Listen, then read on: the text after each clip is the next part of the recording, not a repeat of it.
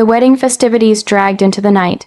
The elite of the city buzzed with laughter, clinking glasses, and showy displays of status. Inside the grand ballroom, the bride and groom were surrounded by cameras and congratulations. Outside, Mira sat quietly in the backseat of a luxury car, not hers, but Armand's. "I can drop you home," he offered. She hesitated. "You don't have to, I want to," he said, his voice firm but kind. "And I'd like to discuss something with you, something important." Later that night, as Mira stepped into her small flat, the contrast was stark. No chandeliers, no designer carpets, just a neat, cozy home with fading curtains and a dusty photo of Arav as a boy grinning beside her. She stared at it long, then turned it face down. Armand sat across from her, sipping chai she made herself. "I saw the entire guest list at the wedding," he said. "Every person there wanted something from Rajiv Malhotra, either business, favors, or fame." Mira smiled faintly. "That's how high society works." He leaned forward. "Let's shake it." She frowned. "What do you mean?" Armand pulled a sleek black envelope from his briefcase. "I'm hosting a private dinner next Saturday, at my estate." She blinked. "So?" "I'm inviting 50 of the city's top industrialists, media heads, politicians, including Rajiv Malhotra and his family, but the guest of honor will be you." Mira went still.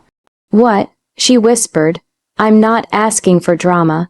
I'm not asking you to do anything performative," Armand said. "Just show up, in your way, in your dignity. Let them see you." Mira hesitated. "I'm not like them." "No," Armand said. "You're better." The night of the dinner word spread like wildfire. The mysterious billionaire who'd acquired Malhotra Textiles was throwing a private dinner for the city's elite, and strangely, the name Mrs. Mira Sharma was printed in bold on the invitation, labeled Guest of Honor. Rajiv Malhotra was puzzled, so was Ree. Arav hadn't even spoken to his mother since the wedding. "What the hell is this?" Rajiv muttered, holding the card. "Isn't that your mother-in-law?" he asked Ree. Ree sneered. "Must be some pity stunt." But still, they RSVP'd. They couldn't afford not to. A stunning arrival, the estate was a marvel. Italian marble floors, crystal chandeliers, and gardens lit like a dream. Guests arrived in designer gowns and Armani suits. And then silence. Heads turned as Mira stepped out of a black Rolls Royce, escorted by Armand himself. But it wasn't just the luxury car, it was her. Gone was the simple blue sari. Mira wore a stunning deep maroon kanjivaram with golden threads that shimmered in the light. Her hair was pinned in a classic bun, adorned with jasmine. Her posture, regal, her expression, serene. She didn't try to fit in. She commanded the room by simply being herself. The whispering began, "Who is she?" "I heard she saved Armand's life years ago. That's Arav Sharma's mother." "She looks powerful." Ree's face paled. Arav stood frozen. Rajiv's fingers tightened on his wine glass. When Armand stood up to give his welcome speech, his eyes locked onto Mira. "Tonight, we honor a woman of strength, compassion, and grace. A woman whose kindness once saved my life. A woman I respect more than most in this room.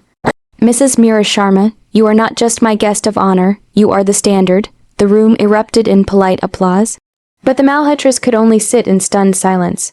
After the storm as the night wore on, Mira spoke little, but each conversation she had was genuine.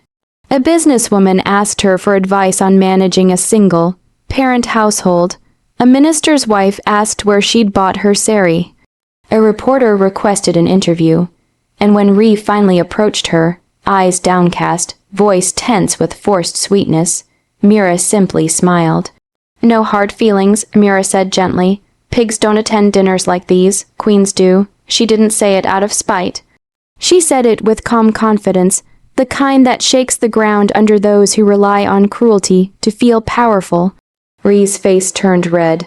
Arav looked away, and Mira, she walked past them both, not in revenge, but in quiet, glorious justice. The next day, Mira stood in her small kitchen stirring tea, staring at the clock. She hadn't heard from Arav since the wedding. Not a call, not a message, not even after the dinner that turned her name into a whisper of admiration. Part of her wanted to believe he was busy, the other part knew better. Just as she sat down, the doorbell rang. She opened the door to find Arav standing there, looking tired, awkward, and vaguely annoyed. "Hi, Ma," Mira blinked. "Arav, come in."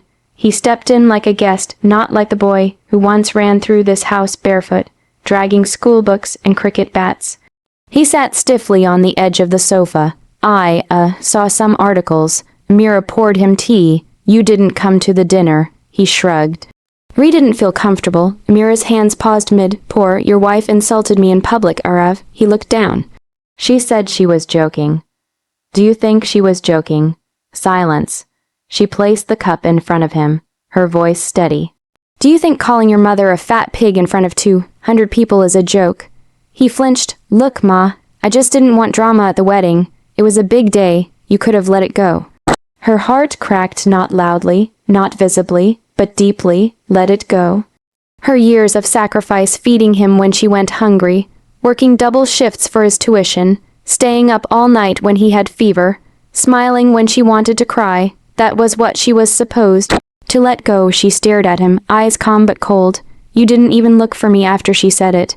He opened his mouth, then closed it. "You didn't check if I was okay. You didn't ask me if I was hurt. You didn't defend me." His silence screamed. "You just stood there, Arav, like I was no one."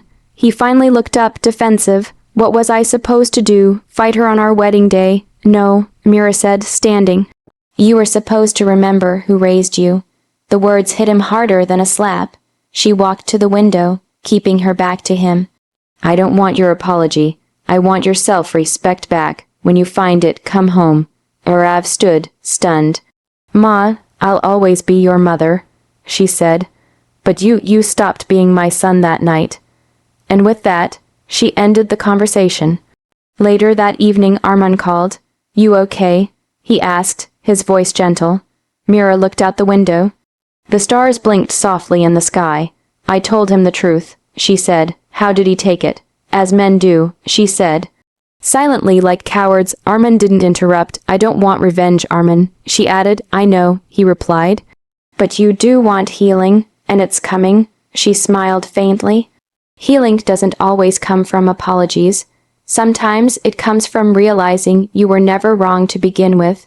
It was a Tuesday morning when Arman called again. This time he wasn't casual. "I need you at the office," he said. "Boardroom, 11 sharp, and wear that power, red sari." Mira blinked. "Boardroom," he chuckled. "You'll see." When she arrived at the towering glass headquarters of Kana Enterprises, people stood as she walked in. Some bowed their heads in respect. Others stared, whispering as if royalty had arrived. Mira was led to the 27th floor. The boardroom had floor-to-ceiling windows with a panoramic view of the city that had once looked down on her. She stepped inside and froze. There, seated across the long mahogany table, were not just Arman and his executives, but Rajiv Malhotra and his daughter Ree and her son Arav. Mira raised an eyebrow. "What is this?" Arman smiled. "A small merger meeting. Kana Enterprises is acquiring a controlling stake in Malhotra Textiles, but it's not my deal anymore." He turned to her. "It's yours." The bombshell Rajiv looked like he had swallowed poison. "What the hell are you saying?" Arman leaned back. "Mira Sharma now holds 51% shares in the deal. She's the chairwoman of the new holding company. You will report to her," Ree gasped. "What? This is a joke, right?" Mira's voice was quiet but crisp. "No, Ree, it's not a joke. It's a board meeting." Arav finally spoke. "Ma, what is going on?" Mira turned her eyes on him. Tired, calm, resolved. "I gave you my life, Arav. You gave me silence. Now I'm giving myself something better." She sat down at the head of the table. Rajiv slammed his fist. "She has no business experience." Arman's voice turned to steel. "She has more sense and strength than everyone in this room combined, and she once pulled a dying man out of a flaming car without thinking twice. That's more leadership than I've ever seen from a CEO." The room went dead silent. The offer she refused after the meeting. Rajiv tried to pull Mira aside. "Name your price, sell your shares. You don't belong in this world." Mira looked him in the eye. "You're right, I don't belong in a world that teaches daughters to insult their mothers, in-law to look powerful, but I do belong in a world where dignity has a seat at the table, and I just built that table." She walked away before he could say another word. Arav's final plea that night. Arav came to her house again. "Mom, I'm sorry," he whispered. "I should have said something. I should have stood up." She didn't look angry. She just looked tired. "You didn't lose me the day Ree called me a fat pig, Arav," she said. "You lost me the day you decided your silence was more important than my self-respect." He looked down, tears brimming. "Do you hate me?" She shook her head slowly. "No, but I don't need you anymore." It was cruel and kind and absolutely true. Becoming more than a name in the months that followed, Mira didn't just take her seat at the company. She transformed it. She brought in maternity benefits for factory workers. She launched a scholarship fund in her husband's name. She hired young women from rural areas, giving them careers instead of just contracts. Business grew. So did her legend. People started saying, if Armin built the empire, Mira gave it a soul. And as for Ree, she remained a Malhotra, but now under Mira's leadership, every board meeting was a reminder. The woman she mocked, shamed, and insulted now signed her paycheck.